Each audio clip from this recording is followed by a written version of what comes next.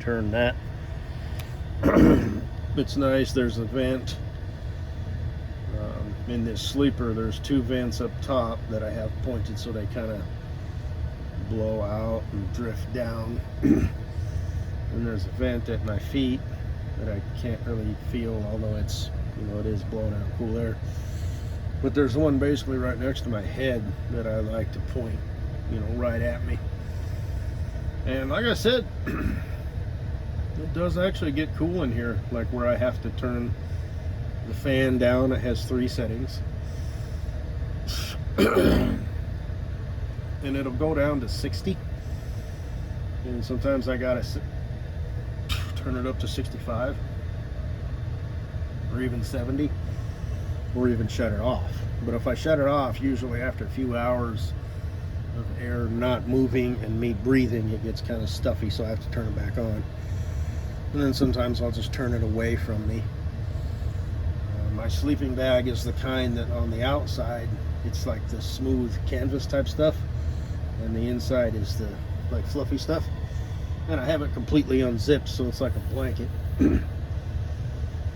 So if it's kind of hot, I'll have the canvas side or whatever it is, facing me. If it's a little colder, I'll flip it over. And during the winter, I'll have to get like some shit so I won't freeze if I hit a deer and lose all my antifreeze or something. Because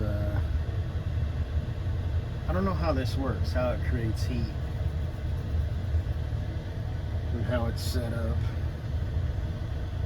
You just get some basic shit, like even one of those like tinfoil survival things, so if I have to spend the night somewhere waiting for a tow rig, in the morning I won't be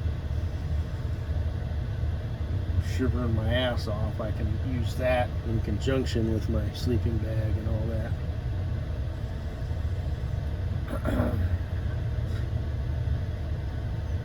But we don't really go too far off the beaten path. That was one thing driving with Walmart.